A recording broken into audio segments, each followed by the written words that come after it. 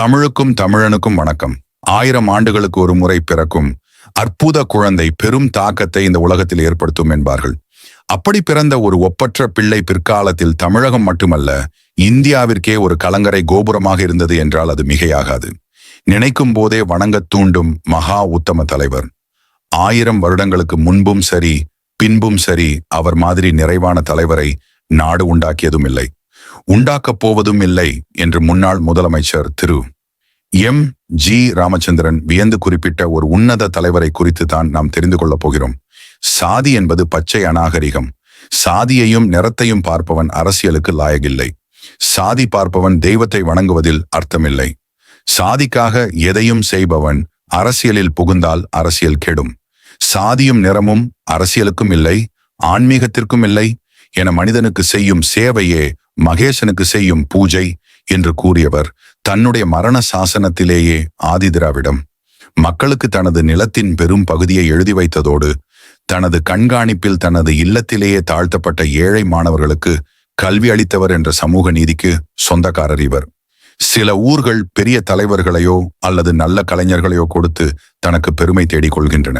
அந்த வகையில் பசும்பொன் என்ற ஒரு சிறிய கிராமம் தேவர் என்ற உயர்ந்த மனிதரை இந்த உலகுக்கு கொடுத்து தனக்கு பெருமை சேர்த்து கொண்டது என்றால் அது மிகையாகாது.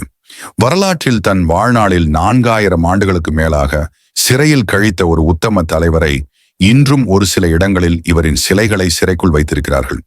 தமிழ்நாட்டில் தனக்கென்று ஒரு தன்னிகரில்லா வரலாற்றை கொண்ட ஒரு மாபெரும் தலைவர் இவருடைய வாழ்க்கை வரலாற்றை புரிந்து கொண்டாலே போதும். இன்று மட்டுமல்ல, இன்னும் பல 100 ஆண்டுகளுக்கு ஜாதி மத வேறுபாடு இல்லாமல் ஒற்றுமையோடு வாழலாம். அப்படிப்பட்ட ஒரு பெருந்தலைவரான பசும்பொன் முத்துராமலிங்க தேவருடைய வாழ்க்கை வரலாற்றை தான் இப்போது நீங்கள் தெரிந்து கொள்ளப் போகிறீர்கள். இந்த பதிவை முழுமையாக பார்ப்பதற்கு முன்பு நாம் டீப் டாக்ஸ் தமிழ் யூடியூப் சேனலை சப்ஸ்கிரைப் செய்து பெல்லை காணவும் அழுத்தி விடுங்கள். பல நண்பர்கள் பல சரித்திர நாவல்களையும் கேட்டுக்கொண்டிருக்கிறார்கள். ஆகவே உங்களுக்காக நம் டீப் டாக்ஸ் தமிழ் புதியதாக ஒரு சேனலை ஆரம்பித்திருக்கிறது. DL ஆடியோ புக்ஸ் எனும் சேனலை சப்ஸ்கிரைப் செய்து வைத்துக் கொள்ளுங்கள். கூடிய விரைவில் நீங்கள் கேட்கும் அனைத்து நாவல்களும் அதில் விரைவாக அப்லோட் செய்யப்படும். அந்த சேனலுக்கான லிங்கை கீழே கவனமாக தந்திருக்கிறேன். அந்த சேனலையும் சப்ஸ்கிரைப் செய்து உங்களுக்கு பிடித்த பல புஸ்தகங்களை என்னுடைய குரலில் ஆடியோ வடிவில் கேளுங்கள். கிட்டத்தட்ட 100 ஆண்டுகளுக்கு முன்பு முத்துராமலிங்க தேவர் பிறந்து வளர்ந்து அவருடைய வாழ்க்கை வரலாற்றை உங்கள் கண்முன்னே கொண்டு வர உங்கள் கண்களை மூடுங்கள். வாருங்கள், தேவர் வாழ்ந்த காலகட்டத்திற்கு செல்வோம். 1908 ஆண்டு அக்டோபர் மாதம் 30ஆம் தேதி வெள்ளிக்கிழமை இரவு பசும்பொன் கிராமத்தை சேர்ந்த உக்கிரபாண்டி தேவருக்கும் இந்திராணி அம்மையாருக்கும் முத்துராமலிங்கம் என்ற ஒரு ஆண் குழந்தை பிறந்தது.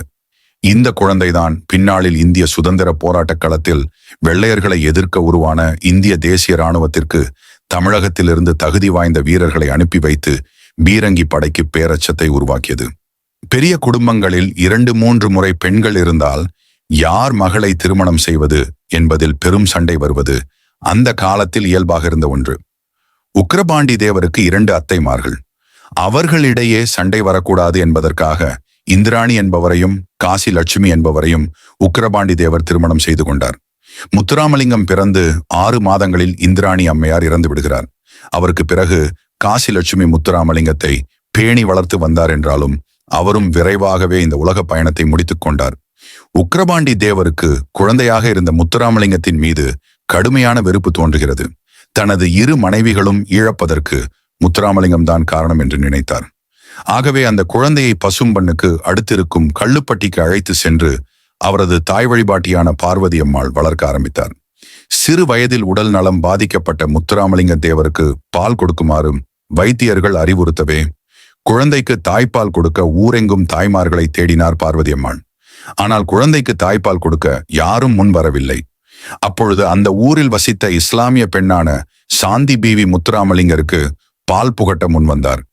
இளமை பருவத்தில் குழந்தை சாமி பிள்ளை என்கின்ற குடும்ப நண்பர்தான் தேவர் கல்வி பயில பெரும் உதவி புரிந்தார்.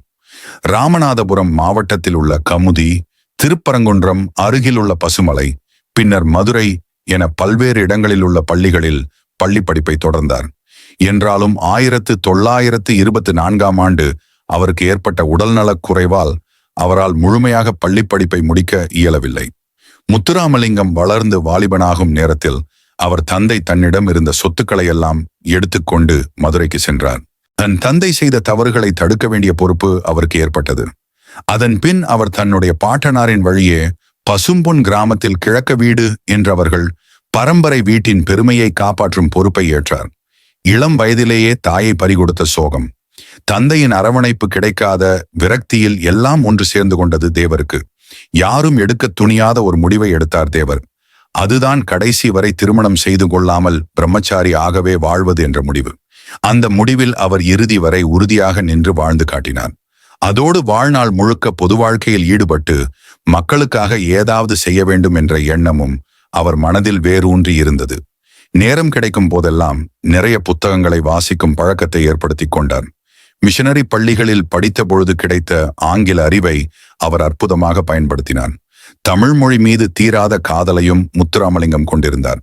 தமிழ் ஆங்கில மொழிகளில் சரளமாகவும் சமரசமின்றியும் பயமின்றியும் பேசும் ஆற்றலை அவர் இயற்கையாகவே பெற்றிருந்தார். இவருடைய உடல் தோற்றம், கம்பீரமான வெண்கலக் குரல், சந்தன நிறம், தொடக்கத்தில் சிங்கம் இசை ஆகியவற்றோடு மேடைகளில் தோன்றி வாய் திறந்து செந்தமிழில் முழங்கி முடிகிற பொழுது கோழையும் வீரனாகி திரும்புவான்.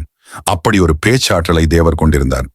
குடும்ப சொத்துக்களை மீட்டு பாதுகாக்கும் பொருட்டு நீதிமன்றத்தில் வழக்கு தொடுக்க வேண்டி வழக்கறிஞரை சந்திக்க சென்ற இடத்தில்தான் தேவரின் அரசியல் வாழ்வு ஆரம்பித்தது.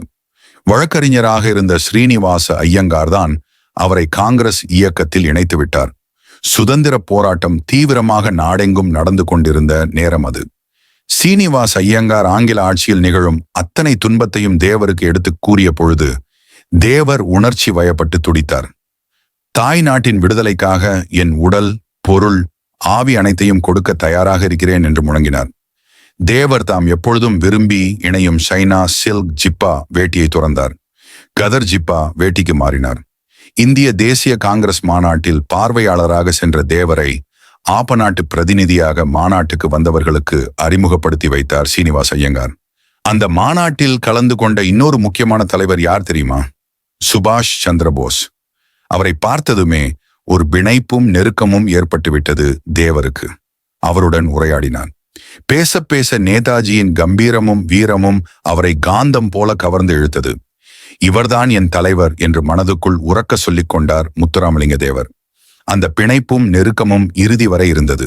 முதுகுளத்தூர் தாலுகாவில் இருக்கும் சாயல்குடியில் விவேகானந்தர் வாசக சாலை என்ற அமைப்பை சேதுராமன் செட்டியார் என்பவர் நடத்தி வந்தார்.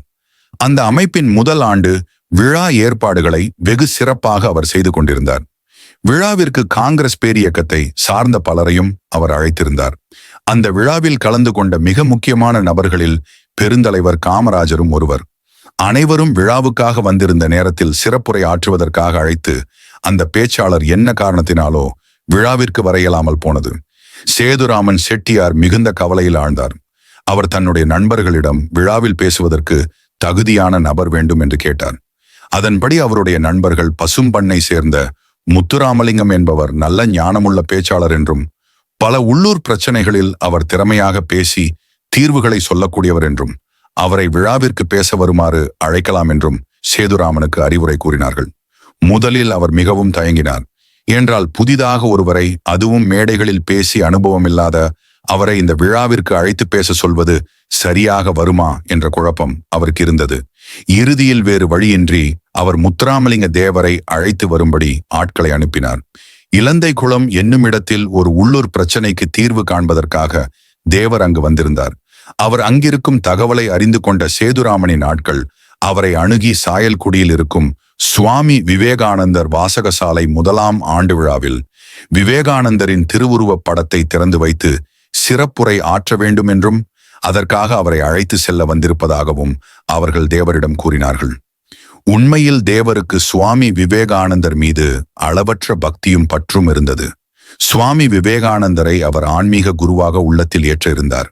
வந்தவர்கள் விவேகானந்தரை பற்றி சிறப்புரையாற்ற வேண்டும் என்று கேட்டதும் சிறிது கூட யோசிக்காமல் உடனே வருவதாக கூறி அவர்களுடன் சாயல்குடிக்கு கிளம்பி சென்றார் தேவர். சாயல்குடிகள் இருந்த மைதானம் மக்கள் கூட்டத்தால் நிரம்பியிருந்தது. மதுரை கிருஷ்ணசுவாமியின் பேச்சை கேட்பதற்காக மக்கள் ஆர்வத்தோடு வந்து ஏமாற்றம் அடைந்திருந்தாலும் முத்துராமலிங்க தேவரின் பேச்சு எப்படி இருக்கிறது என்பதை கேட்டுதான் பார்ப்போமே என்ற எண்ணத்தில் கலையாமல் காத்திருந்தார்கள். விவேகானந்தர் பெருமை என்ற தலைப்பில் தேவர் பேச ஆரம்பித்தார். ஒரு ஆண் சிங்கம் காடு அதிரும்படி நடந்து செல்வது போல அவருடைய பேச்சு அமைந்திருந்தது. விவேகானந்தர் பேசினார் என்றால் அவரது பேச்சு ஒவ்வொருவர் காதுக்குள்ளும் எவ்வாறு எதிரொலிக்குமோ அது மக்களின் கண்களில் விரிவது போலவும் தேவருடைய பேச்சு அமைந்திருந்தது. கேட்பவர்கள் இதயம் பரவசத்தில் நிறைந்தது. பின்னமன் அடுத்த வீடியோவில் உங்களை சந்திக்கிறேன்.